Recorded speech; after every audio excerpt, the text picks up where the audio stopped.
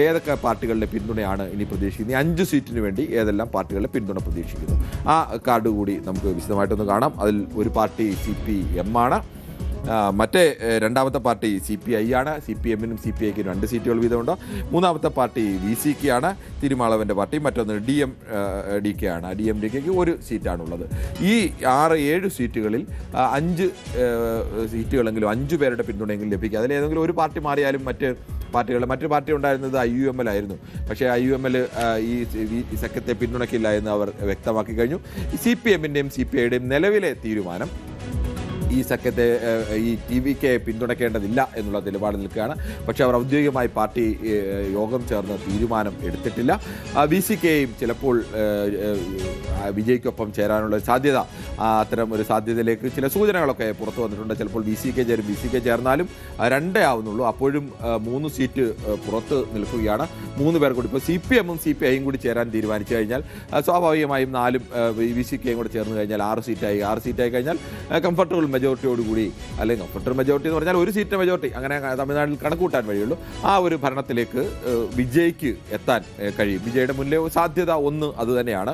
പക്ഷേ ഇവിടെ CPM-നെയും CPI-യെയും ഒക്കെ തടസ്സപ്പെടുത്തുന്ന ഒരു പ്രധാനപ്പെട്ട ഘടകമുണ്ട്. അത് നമുക്ക് ഈ അടുത്ത പോയിന്റിലേക്ക് വരുമ്പോൾ ആ ഘടകം എന്താണെന്ന് നമുക്ക് വിശദമായി തന്നെ പറയാം. ഇവർക്ക് ഈ പാർട്ടികൾക്ക് നൽകിയ വലിയ പരിഗണന രാജ്യസഭയിലേക്കും ലോക്സഭയിലേക്കുമൊക്കെ CPM-നും CPM-ൻ്റെയും പ്രാതിനിധ്യം ഉറപ്പിച്ചു നിർത്താൻ സ്റ്റാലിൻ DMK നൽകിയ വലിയ പരിഗണന, ആ പരിഗണനയിൽ ആ പാർട്ടിയെ വിട്ടു പോകുന്നത് ഈ ആളുകൾ പറഞ്ഞാൽ കിട്ടാവുന്നതിൽ ഏറ്റവും നല്ല പങ്കാളിയാണ്, അല്ലെങ്കിൽ അങ്ങനത്തെ ഒരു പങ്കാളിയാണ് സ്റ്റാലിൻ DMKയിലുള്ളത്. ആ മട്ടിലാണ് ഇവർ ചെറുകിട പാർട്ടികളെയൊക്കെ സംരക്ഷിക്കുന്നത്.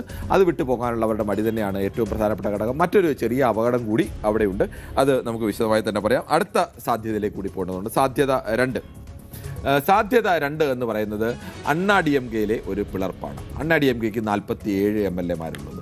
47 MLA-മാരുള്ള അണ്ണാ DMKയിൽ ഒരു പിളർപ്പിന് 32 MLA-മാർ ഉണ്ടെങ്കിൽ അണ്ണാ DMKയിൽ ഒരു പിളർപ്പിലേക്ക് പോകാൻ സാധ്യതയുണ്ട്. അത്തരം ഒരു പിളർപ്പിന് തമിഴ്നാട്ടിൽ നമ്മുടെയൊക്കെ പഴയ കേരളത്തിലെ വിവാദ നായകനായ ലോട്ടറി രാജാവ് സാന്ത്യാഗോ മാർട്ടിനടക്കം അത്തരം ഒരു ചില പരിശ്രമങ്ങളുമായിട്ടൊക്കെ ഇറങ്ങിയിട്ടുണ്ട് എന്നുള്ള വാർത്തകളൊക്കെ എന്തായാലും പുറത്തു വരുന്നുണ്ട്.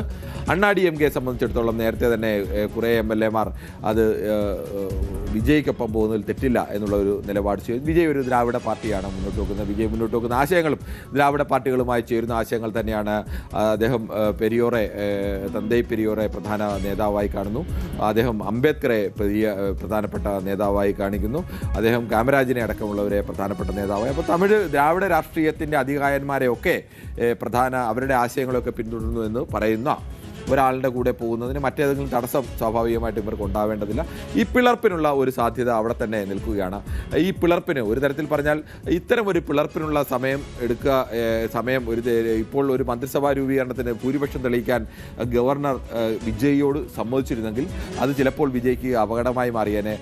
ഗവർണർ സമ്മതിക്കാതിരിക്കുന്നത് ഒരു തരത്തിൽ പറഞ്ഞാൽ ഈ ആളുകൾ പറയുന്നത് പോലെ ഉർവശി ശാപം ഉപകാരം എന്നൊക്കെ പറയുന്നത് പോലെ ഇത് ഒരു തരത്തിൽ വിജയ്ക്ക് ഒരു പാർട്ടിയെ പിളർത്തി കൊണ്ടുവരിക എന്നൊക്കെ പറഞ്ഞാൽ അത് അത്ര എളുപ്പമുള്ള കാര്യമല്ല. അത്തരം നീക്കങ്ങൾ നടത്താൻ സമയം ആവശ്യമാണ്. അതിന് സമ്പത്തും സമയവും ഒക്കെ ആവശ്യമാണ്. അത്തരം നീക്കങ്ങൾക്ക് വേണ്ടിയുള്ള ഒരു ടൈം യഥാർത്ഥത്തിൽ ഇപ്പോൾ വിജയ്ക്ക് കിട്ടുന്നുണ്ട്. ആ ടൈം ഉപയോഗിച്ചുകൊണ്ട് ചിലപ്പോൾ വിജയ് അത്തരം ഒരു നീക്കം നടത്തിയേക്കാം. ചിലപ്പോൾ അണ്ണാ DMKയിൽ നിന്ന് തന്നെ ഒരു വിഭാഗം നേതാക്കളുടെ മുൻകൈയിൽ അത്തരം ഒരു നീക്കം നടക്കാനുള്ള സാധ്യത കൂടി അവിടെ നിലനിൽക്കുകയാണ്. അങ്ങനെയാണെങ്കിൽ ഈ 32 MLA-മാർ വിജയ്ക്കൊപ്പം എത്തിയാൽ വലിയ ഭൂരിപക്ഷമായി ആ വലിയ ഭൂരിപക്ഷത്തോടുകൂടി അവർക്ക് അധികാരത്തിലേക്ക് വരാൻ കഴിയും. അതിന് യാതൊരുവിധ സംശയവുമില്ല. അത്തരം ഒരു സാധ്യത 2-ൽ നിൽക്കുന്നത്. അവിടെ ഒരു പ്രധാനപ്പെട്ട തടസ്സം ഈ എണ്ണമാണ്. 3-ൽ 2 പേരുടെ ഭൂരിപക്ഷം അവർക്ക് ഉറപ്പാക്കാൻ കഴിഞ്ഞില്ല എന്നുണ്ടെങ്കിൽ അവിടെ തടസ്സമായി വരുന്ന അവർ അയോഗ്യരാകുന്ന ഒരു അവസ്ഥയിലേക്ക് വരും. അത് ഒഴിവാക്കിക്കൊണ്ട് 3-ൽ 2 പേർക്ക് ഇവിടെ എത്താൻ കഴിഞ്ഞാൽ ഇവർക്കൊക്കെ മന്ത്രിസ്ഥാനം ലഭിക്കും. അതിൽ അവരെ കൂടി മന്ത്രിസഭയിൽ ഉൾപ്പെടുത്താം, അധികാരം അങ്ങനെ പങ്കിടാം എന്നുള്ളൊരു നിർദ്ദേശം വിജയുടെ ഭാഗത്തു നിന്ന് തന്നെ വന്നിട്ടുണ്ട്. അങ്ങനെയാണെങ്കിൽ ഈ അണ്ണാ DMKക്കാർക്ക് അധികാരത്തിൽ നിന്ന് കഴിഞ്ഞ കുറേ കാലമായി പുറത്തു നിൽക്കുന്ന അണ്ണാ DMK നേതാക്കൾക്കൊക്കെ അധികാരത്തിലേക്ക് എത്താനുള്ളൊരു വഴിയാണ്. പഴയതുപോലെ ജയലളിതയുടെ കാലത്തെ പോലെ അണ്ണാ DMKക്ക് അങ്ങനെ ഒരു നേതാവോ അല്ലെങ്കിൽ അത്തരം ഒരു രൂപവും ഒന്നുമില്ല. നേതാക്കൾ പിരിഞ്ഞു പോയാൽ പിരിഞ്ഞു പോയത് തന്നെയാണ്. അത്തരമൊരു ലൂസായ അവസ്ഥയിൽ തന്നെ നിൽക്കുകയാണ് അണ്ണാ ഡി എം കെ. അത്തരമൊരു സാധ്യതയും നമുക്ക് തള്ളിക്കളയാൻ എന്തായാലും ആവില്ല. ഇനി നമുക്ക് അടുത്ത ഒരു സാധ്യത കൂടി പരിശോധിക്കേണ്ടതുണ്ട്. സാധ്യത 3 എങ്ങനെയാണെന്നുള്ളത്, അത് വോട്ടെടുപ്പിൽ നിന്ന് ഡി എം കെ വിട്ടു നിൽക്കുക എന്നുള്ളതാണ്.